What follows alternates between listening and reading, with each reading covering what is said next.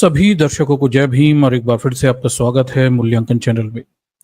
दर्शकों, आज की जो स्ट्रीम है इसमें हम कावड़ यात्रा पर चर्चा करेंगे। कावड़ यात्रा जो कि एक धार्मिक यात्रा हुआ करती थी और समय के साथ अब ये कावड़ आतंक में परिवर्तित होती जा रही है। और कावड़ियों का जो आतंक है इस समय यात्रा शुरू होने से पहले इस बार तो शुरू हो गया है।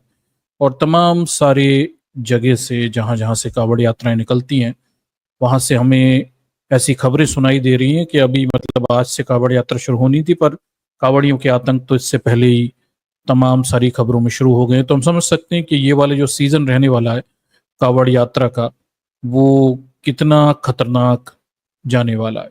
ठीक, तो चलिए हम प्रेजेंटेशन के माध्यम से इस घटनाक्रम को देखेंगे। और ये जो सेशन रहने वाला है ये डिबेट सेशन रहेगा। हम मूलतः इस समस्या पर थोड़ी गहराई से चर्चा करेंगे और विशेषकर बहुजन समाज के संदर्भ में, जो कि कावड़ यात्रा में कावड़ ढोने में बड़ा खतरनाक तरीके से व्यस्त है। ठीक, उसके संदर्भ में थोड़ी ज़्यादा यहाँ पे चर्चा करने वाले हैं। ठीक, तो चलिए अपने प्रेजेंटेशन की तरफ चलते हैं और उस प्रेजेंटेशन की तरफ माध्यम से इस पूरे घटनाक्रम को थोड़ा सा समझने की कोशिश करते हैं, कौन से नए आयाम इस कांवड़ यात्रा में अब जोड़ दिए गए। ठीक, चलिए, तो ये प्रेजेंटेशन है और इसके माध्यम से हम देखते हैं ये पूरा मामला क्या है। तो देखिए, कांवड़ यात्रा जैसा कि आप जानते होंगे सावन के महीने में कांवड़ यात्रा निकाली जाती है। और ऐसे चित्र आपने तमाम सारी जगह पे देखे होंगे जहां कुछ युवा अपने बूढ़े मतलब दादा दादी या अपने रिश्तेदारों को कांवड़ ढोने के लिए कांवड़ पे बिठा के वो यहाँ वहाँ ले जाते हैं। इस तरह की कांवड़ यात्राओं के चित्र हमें जगह जगह मीडिया में देखने को मिल जाते हैं। बच्चों के ज़्यादातर कांवड़िए हमें समाज के कमज़ोर वर्ग से नज़र आते हैं और उन्हें ऐसा लगता है कि मतलब जैसा कि धर्मों ने सिखाया कि शरीरों को कष्ट देने से ईश्वर प्रसन्न हो जाता है। ठीक, तो ये मनोवृत्ति यहाँ पर भी दिखाई देती है कि बहुत सारा पानी सावन के महीने में ये शिव यानी लॉर्ड शिवा की पूजा करते हैं और बहुत सारा पानी अगल बगल की नदियों से ढोकर लाते हैं और उन्हें शिवालयों में शिवलिंग के ऊपर चढ़ाते हैं। और मान्यता ये है कि भाई इस कष्ट को सहने के एवज में इन्हें तमाम किस्म के मानसिक और भौतिक लाभ प्राप्त हो जाएं। कई जगह बूढ़े पुराने लोगों को भी कावड़ के साथ ढोके दिखाते हैं, ढोते हुए देख सकते हैं हम। और ये चित्र बताते हैं कि इन सब का बड़ा गहरा धार्मिक महत्व है, आस्थाएं हैं। और ये कमजोर दुर्बल शरीर ठीक केवल अपनी आस्था के दम पे आप देखिए इतना सारा पानी ढोकर लेके आ रहे हैं। और सबसे ज्यादा विशेष स्थिति ये है कि धर्मों ने लोगों को ये सिखा रखा है पिछले कई हजार सालों से कि शरीर को कष्ट देने से वो मिल जाता है जो वो चाहते हैं, ईश्वर प्रसन्न हो जाता है। ठीक, ये मनोवृत्ति आप सभी धर्मों में देखेंगे। कहीं लोग नंगे रहते हैं, कुछ लोग जंगलों में रहते हैं। ठीक, कुछ लोग बेहद कठोर जीवन जीते हैं। एक धर्म के लोग तो नंगे रहा करते हैं, प्रकृति के करीब शारीरिक कष्टों को सहते हैं।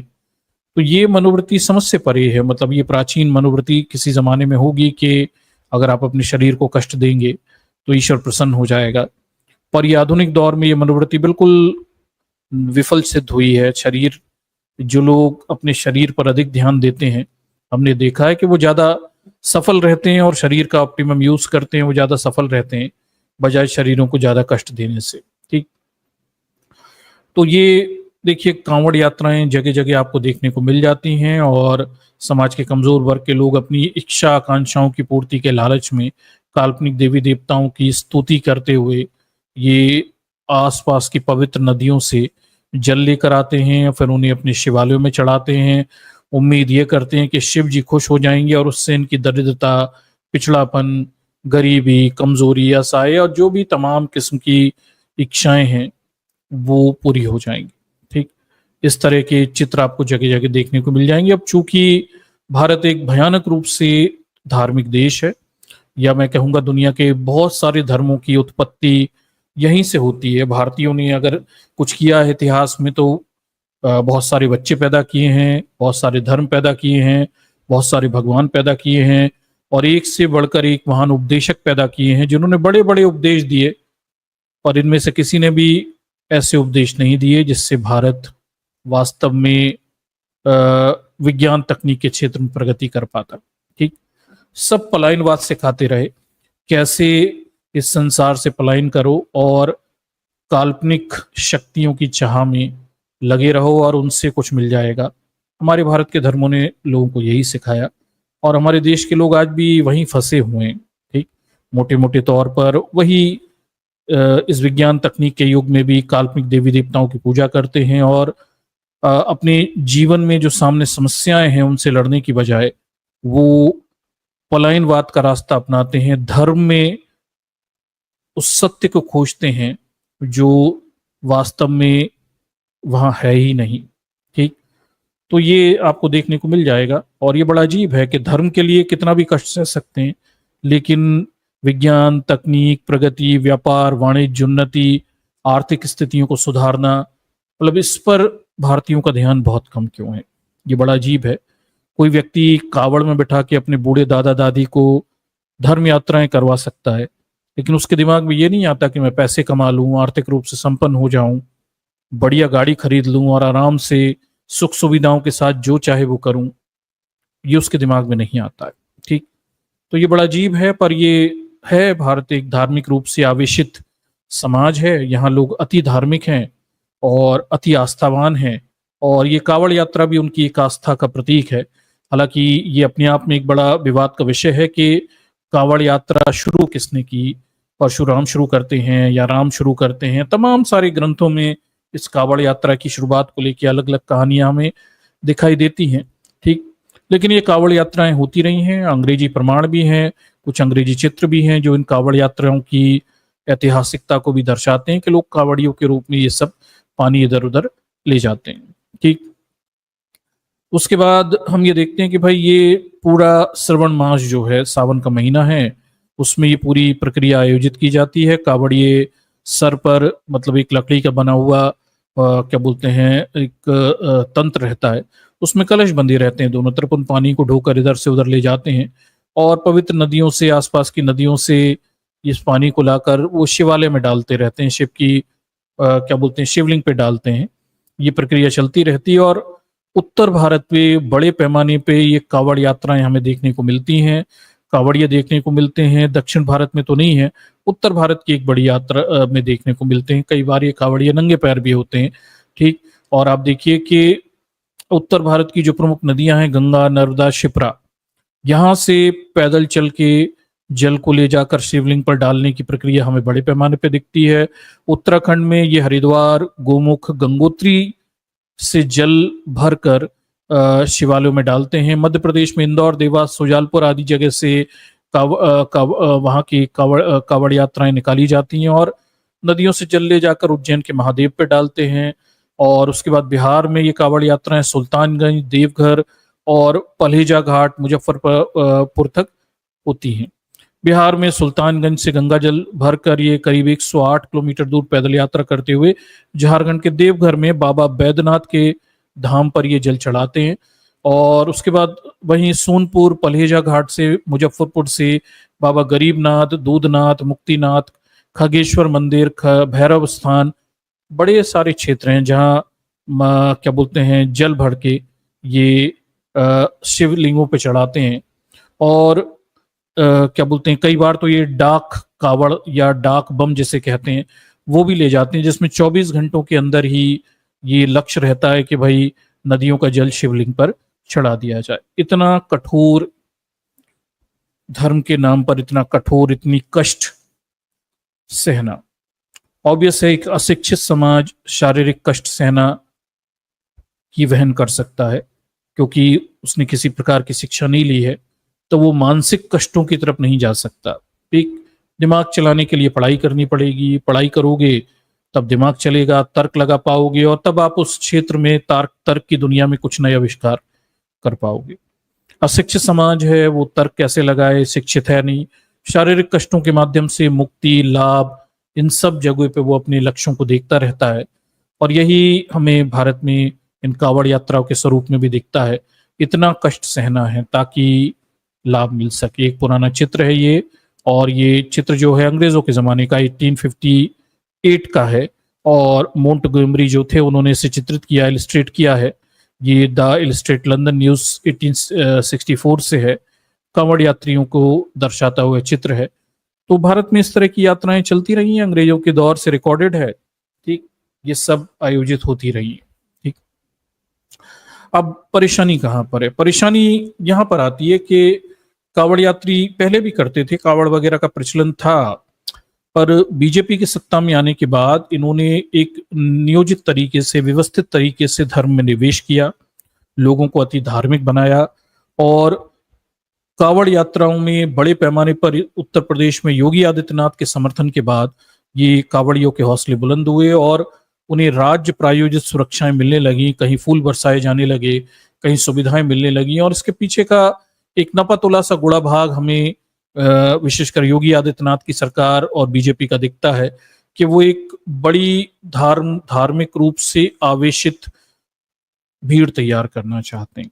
मतलब ऐसी भीड़ जहां लोग धार्मिक रूप से आवेशित हों, अति धार्मिक हों, और ये जो हुजूम रहेगा, ये हुजूम जो है ये आगे बीजेपी की धर्म की राजनीति में फ्यूल फॉडर यानी घास खरपतवार का काम करेगा, और इसके दम पर फिर ये आगे की राजनीति कर पाएंगे। ये ऐसी भीड़ को तैयार करते हैं, सरकारी सुरक्षा देते हैं, और ये भीड़ धार्मिक रूप से आवेशित होती है, धर्म को इतना ज्यादा आत्मसात किए हुए भीड़ रहती है कि धर्म के विरुद्ध कुछ भी हो तो ये लड़ने मरने मारने पर उतारू हो जाते हैं, और सरकारी प्रेशर भी इनसे मिला रहता है। ठीक, और उद्देश्य भी यही है कि देश में एक बहुसंख्यकवादी जो हिंदू धर्म है उसके लोगों की एक बड़ी भीड़ तैयार कर लेना, जो धर्म के नाम पर मरने मरने को तैयार हो। और ये कांवड़ यात्रा जैसे आयोजन जो होते हैं वास्तव में ये टेस्ट के समान होते हैं। इनके माध्यम से दूसरे धर्म के लोगों को अपनी शक्ति बल का परिचय भी करवा दिया जाता है, और साथ में सरकारें इनके साथ जुड़कर इन्हें अपने राजनीतिक हथियार के रूप में भी इस्तेमाल करती हैं। ये ऐसे परीक्षण होते हैं जहां युवाओं को व्यवस्था के विरुद्ध जाकर ऊधम, आतंक और झगड़े, लड़ाई, तोड़फोड़ और साथ में नशा सब कुछ करने की एक खुली छूट मिल जाती है। और यही ऐसे धार्मिक रूप से आवेशित युवा व्यवस्था के विरोधी, बागी और हिंसक लोग आगे चलकर जो धर्म की राजनीति है, जो सांप्रदायिकता की राजनीति है, उसमें बहुत बड़ा योगदान देते हैं। देश में कहीं भी दंगे हों तो ये तैयार हैं, क्योंकि इन्हें फर्स्ट हैंड एक्सपीरियंस हर साल मिल जाता है कि सड़कों पे भीड़ बनाकर चलो, लिंचिंग करो, मारो पीटो, गाड़ियां तोड़ दो और लोगों के ढाबों पर जाओ, लूटपाट मचा दो, फ्री में खाना खाओ। ये सब करने के उन्हें यहाँ से पहला अनुभव मिलता है, और ये अनुभव फिर आगे चलकर राजनीति में नेता ऐसी भीड़ का जम के उपयोग करते रहते हैं। ठीक, तो ये बीजेपी की राजनीति को सूट करता है। वो ऐसे ही युवा बनाना चाहते हैं जो अति धार्मिक हों, धर्म के नाम पर इतने संवेदनशील हों कि जरा सी बात पे लड़ने मारने तैयार हो जाएं। अगर कोई कांवड़ यात्री को टक्कर मार दे जरा सी, उसका पानी गिर जाए, तो वो भीड़ में इकट्ठे होके वहां पे क्या बोलते हैं, गाड़ियां तोड़ देते हैं, मारने पीटने पर उतारू हो जाते हैं। अगर कहीं खाने पीने में थोड़ा प्याज व्याज आ जाए तो वो शुद्धता के नाम पे ढाबे तोड़ देते हैं और वहां पे लूटपाट मचा देते हैं। ये बड़ा अजीब है कि ये इतनी शुद्धता की बातें करते हैं, पर ये कावड़ उठाते समय भी मलमूत्र तो त्यागते होंगे ना, तो गंदे तो तब भी हो जाते होंगे। तो प्याज को लेकर इतना ऊधम, लेकिन अपने शरीर की गंदगी को लेकर कोई समस्या नहीं। पर क्या कर सकते हैं, इसी तरह की धार्मिक आवेशित भीड़ इन्होंने तैयार की हुई है। ठीक, तो अति धार्मिक आवेशित माहौल तैयार कर दिया गया, सरकार ने सुविधा दे के रखी हुई है इन्हें, इनके विरुद्ध कार्रवाइयां नहीं की जाती हैं। और ये हुजूम, अब समस्या ये है कि ये हुजूम जो है इस्तेमाल तो मुसलमानों के विरुद्ध किया जाना था, पर अब ये हिंदुओं के लिए खुद ही समस्या बनता जा रहा है। ठीक, सड़कों पर अब हिंदुओं का ही चलना इस हुजूम ने मुश्किल कर दिया है, और ये भीड़ अनियंत्रित है, युवाओं की भीड़ है। ठीक, और नशा वगैरह ये करते रहते हैं धर्म के नाम पर, और साथ में इन्हें अराजकता फैलाने के अनुभव भी हैं। पिछले साल की यात्रा, उससे पिछले साल की यात्राओं में भी इन्होंने ऐसे ही मारपीट की, तोड़फोड़ की, तो इनके पास अनुभव भी है। व्यवस्था मूक दर्शक बनी देखती रहती है और ये तोड़फोड़ और उधम मचाते रहते हैं। ये बीजेपी की भविष्य की राजनीति का क्या बोलते हैं, फ्यूल फॉडर बनने वाले। ठीक, ये सब है, और ये अब जो धीरे धीरे बढ़ता जा रहा है। 2014 से कावड़ यात्राओं को प्रश्रय दिया गया, योगी आदित्यनाथ के आने के बाद ये और बढ़ती चली गई, और उसके बाद हम ये देखते हैं कि भाई अब कावड़ यात्रा अपनी चरम अराजक स्थिति पर आ गई। ये कावड़िए अनियंत्रित हो गए हैं और जगह जगह ये उत्पात मचा रहे हैं। हालांकि सरकारें इन पर मौन बनी हुई हैं, ज्यादा कुछ कार्रवाइयां नहीं हो रही हैं। धर्म के नाम पर आस्था को महत्व दिया जा रहा है और जो ये तोड़फोड़ मचा रहे हैं उसके खिलाफ कोई कार्रवाइयां नहीं की जा रही हैं। और स्थितियां ये हो गई कि कुछ स्वयंभू महाराज भी तैयार हो गए हैं। तो बताया जा रहा है कि अभी कावड़ यात्रा शुरू भी नहीं हुई थी, आज से शुरू होनी थी, लेकिन उससे पहले ये 30 तारीख की खबर है, 30 जून 2025 की। और ये खबर बड़ी अजीब है कि एक कोई यशवीर महाराज है, इसके कुछ चेले चपाटे हैं और ये सड़कों पर जा रहे हैं और मुजफ्फरनगर, जहां से 4-5 क्षेत्रों के कावड़ यात्री निकलते हैं, एक ट्रांजिट पॉइंट के समान है, और आसपास के क्षेत्रों में ढाबों पर जाकर ये चेकिंग कर रहे हैं कि कोई मुसलमान तो नहीं है। ठीक। और इसी प्रक्रिया में अब ये खबर निकलकर हमारे सामने आती है कि यशस्वी महाराज के चेले चपाटे थे, ये धर्म की चेकिंग कर रहे थे और इसी दौरान इन्होंने एक ढाबे पर एक व्यक्ति के कपड़े उतारकर, उसके पैंट उतारकर उसके मुस्लिम होने के परीक्षण करने का प्रयास किया। ऐसी न्यूज आई है और इवन अच्छे अखबारों में छापा। ये दैनिक भास्कर ये छापता है, मुजफ्फरनगर में कर्मचारी बोला पैंट उतरवाकर धर्म जानना चाहा, कावड़ यात्रियों से पहले वैष्णव ढाबे पर हिंदू संगठनों का हमला हो गया। ये देख लीजिए। और तमाम सारी न्यूज छपी है। ये कोई यशवीर महाराज है, ये स्वयंभू गॉडमैन बन के तैयार हो गया है और ये अपने चेले चपाटों के साथ रस्तों पर ढाबे जो हैं वहां मुसलमानों की कावड़ यात्रियों के नाम पर चेकिंग कर रहा है और ये देख रहा है कि कोई मुस्लिम ना कोई मुस्लिम तो ढाबे पे काम नहीं कर रहा। और इसके 500 से ज्यादा एजेंट बताए जा रहे हैं, ये जा जाकर ढाबों पर चेक कर रहे हैं, कोई मुसलमान तो नहीं है। और इसी प्रक्रिया में ये बड़ी खतरनाक सी घटनाक्रम आया जिसमें एक कर्मचारी था और उसकी पैंट उतारने का प्रयास किया गया। उसके, अब तो अजीब है कि पैंट उतार कर क्या देखोगे, कि आप हिंदुओं की सुसु देखेंगे कि ये किनका खतना हुआ है कि नहीं, और ये मुसलमान तो नहीं है। ठीक। क्या इतने बड़े दौर आ गए कि हम सब हिंदुओं को अपने पैंट उतार कर सुसु दिखानी पड़ेगी कि खतने हुए हैं या नहीं है, क्योंकि भाई बीजेपी के कावड़ी समर्थन इतना ज्यादा है कि कावड़ यात्रियों की आस्थाएं बड़ी हैं और हम लोगों का पैंट छोटा है। ठीक है, वो कहीं पर भी उतरवा कर सुसु चेक की जा सकती है। ठीक, लेकिन इनकी आस्थाएं बाधित ना हो जाएं, कोई मुसलमान के हाथ से छू ना जाए। ये और बात है कि इनमें से ज्यादातर निम्न जाति के लोग होंगे और अपने गांव क्षेत्र में जाकर फिर जूते खाते होंगे सवर्णों से, लेकिन यहाँ पर इनकी आस्थाएं थोड़ी बड़ी हो जाती हैं। ठीक। तो इसी तरह की ये खबर निकलकर सामने आई और बड़ी खतरनाक खबर है और क्या बोलते हैं, बड़ी दुखद खबर है। और मुजफ्फरनगर जो कि 4 राज्यों के कावड़ियों के ट्रांजिट पॉइंट के समान है, वहां से इस तरह की खबर देखने को हमें मिलती है। तो मैं आपको थोड़ा सा दिखाता हूं कि आखिर ये कितना खतरनाक सा पूरा मामला है और इससे आप थोड़ा सा समझिए कि ये कितना इशू होने वाला है। ठीक। देखिए यहाँ पे किस तरह से एक कर्मचारी को जबरदस्ती उसके पैंट उतारकर उसके लिंग परीक्षण करने की कोशिश की गई है। ठीक।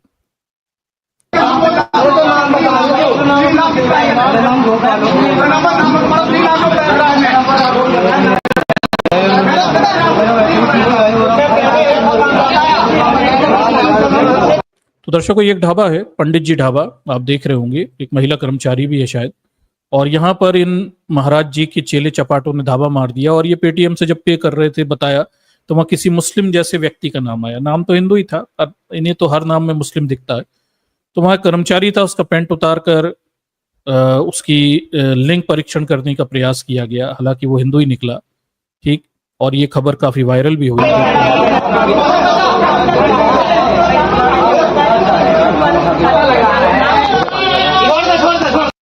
ये देखिए,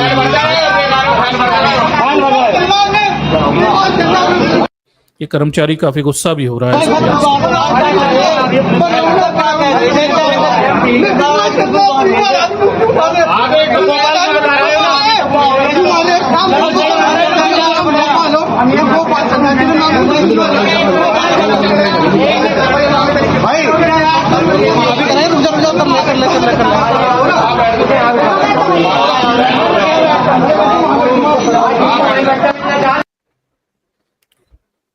तो तो दर्शकों, आपने देखा होगा ये वीडियो, आपने तमाम सारी साइट्स पर भी देखा होगा, ये चल रहा है और इसे इस तरह से ही यात्रा से क्या बोलते हैं, कांवड़ियों की चेकिंग के दौरान का एक वीडियो के रूप में दिखाया जा रहा है।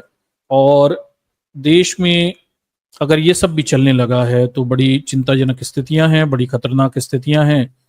और अब क्या ये सब होने वाला है कि हिंदुओं की पैंट उतारेंगे और उनकी सुसु चेक करेंगे कि खतना हुआ है या नहीं हुआ। और ये बड़ा अजीब है।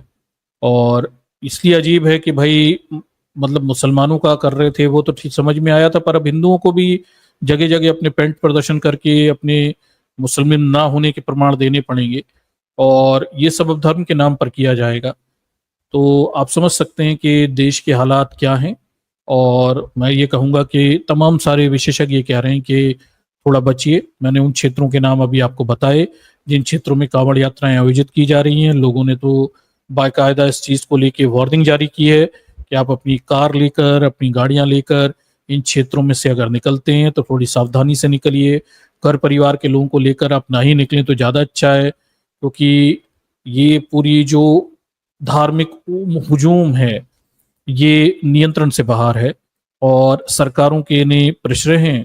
और आप इस उम्मीद को मत रखिए कि आपको कोई सुरक्षा मिलने वाली है, क्योंकि अभी तक जितने भी मामले सामने आए हैं उन मामलों में ज़्यादा कुछ हुआ नहीं है। तोड़फोड़ की, लूटपाट की, ढाबों को लूटा गया और फिर बदले में जिनके साथ बुरा हुआ उन्हें कुछ फायदा भी नहीं हुआ। और ये अपराधी खुलेआम घूमते हुए दिखाई दे रहे हैं। धर्म के नाम पर आतंकवादी है, ये कावड़ आतंकवाद है जो इस समय इस उत्तर भारत में बड़े पैमाने पे चल रहा है। ठीक। तो ये आज तक की न्यूज है, ये बता रही है कि सरकार बड़ी तैयारी कर रही है। 8 जुलाई को हमें छापा जाता है कि उत्तर प्रदेश में कावड़ यात्रा को लेकर हाई लेवल मीटिंग हो गई और बहुत उत्तराखंड और तमाम सारे अधिकारियों के साथ मिलकर ये मीटिंग हुई। और जो 11 तारीख से कांवड़ यात्रा शुरू होने वाली है इसके लिए बहुत तैयारियां की जा रही हैं। अब क्या तैयारियां की हैं आप देख लीजिए। लोगों की पैंट उतरवाई जा रही है, उनकी सुसु चेक की जा रही है और हिंदुओं की पैंट उतरवा कर ही चेक किया जा रहा है कि वो मुसलमान है कि नहीं है। ठीक।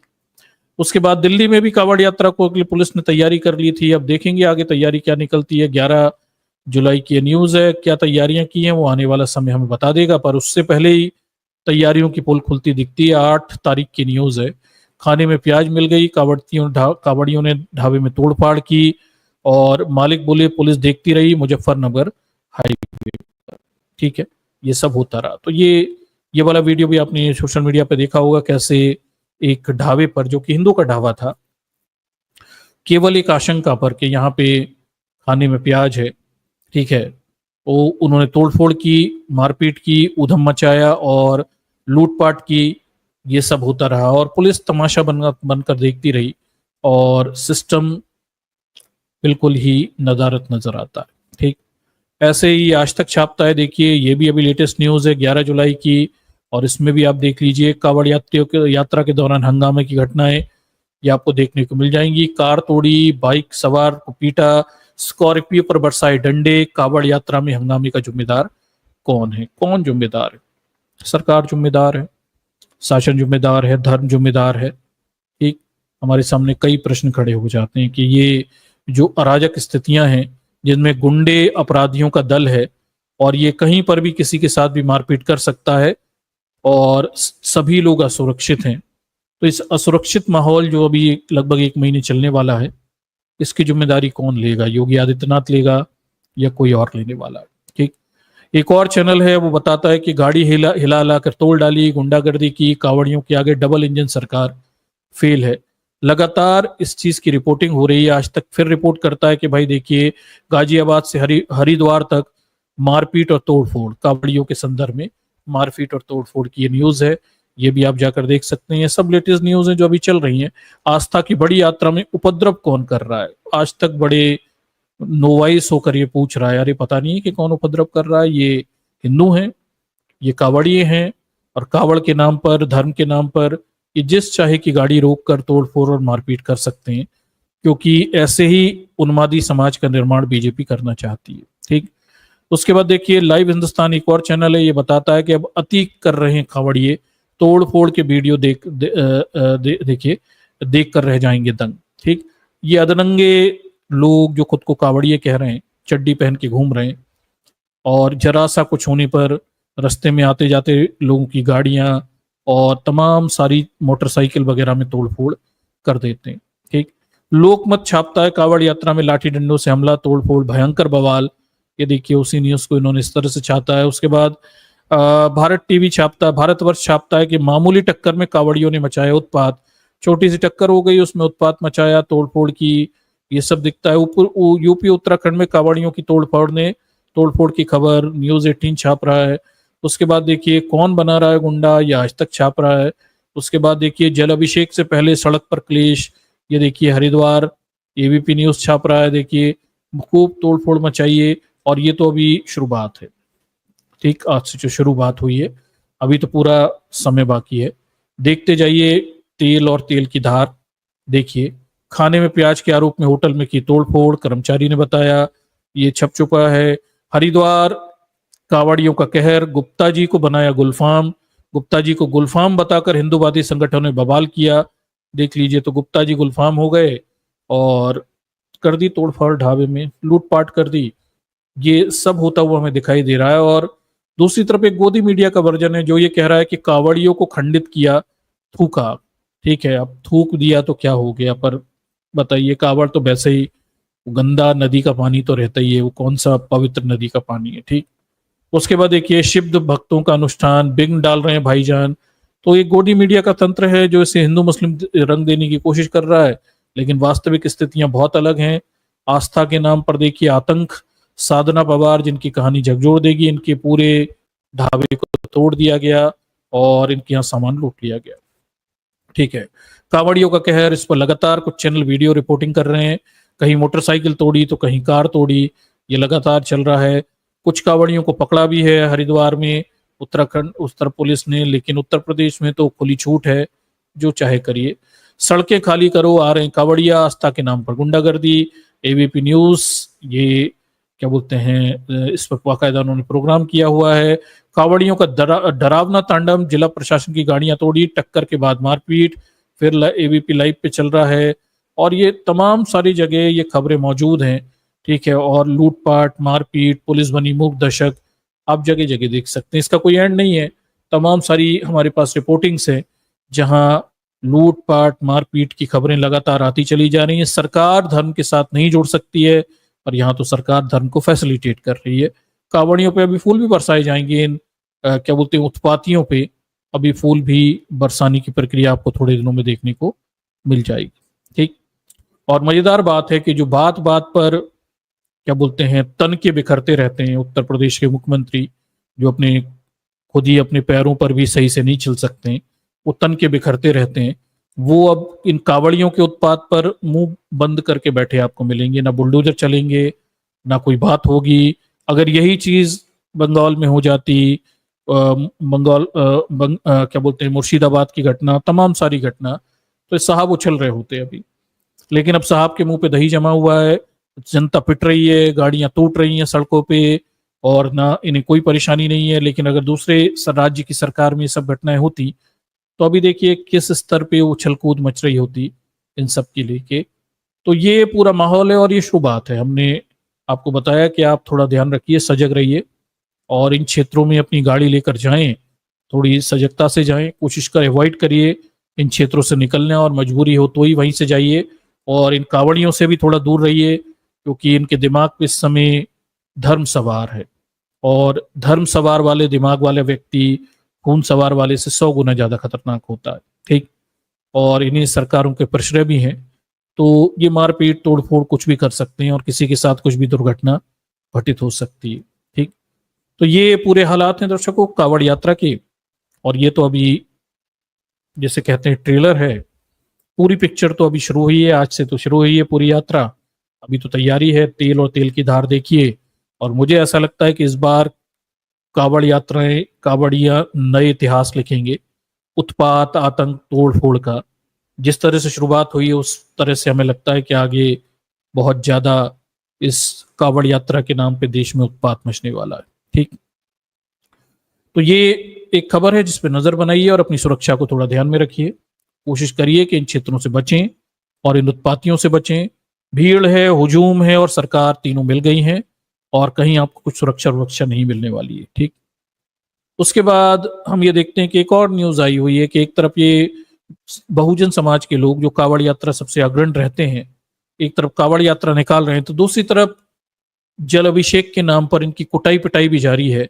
एक खबर जो कि बड़ी चर्चाओं का विषय बनी रही, बाराबंकी से आई और इस खबर ने सबका ध्यान खींचा।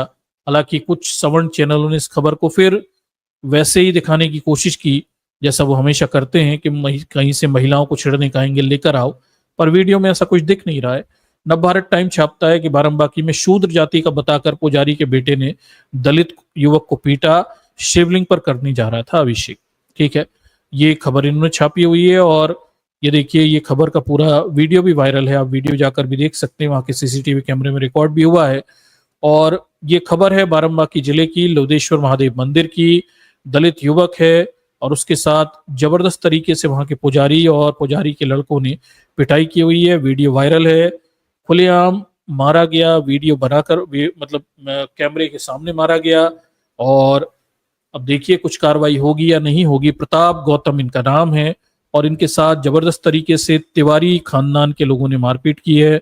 आदित्यनाथ तिवारी, शुभम तिवारी, अखिल तिवारी, बामन तिवारी, आप समझ सकते हैं कि जाति का गौरव है, जिस चाहे को मार सकते हैं और मारने को लेके कोई घृणा भी बहुत ज्यादा है, तो इतना मारा जाता है कि दिमाग ठिकाने लगा दिया जाए।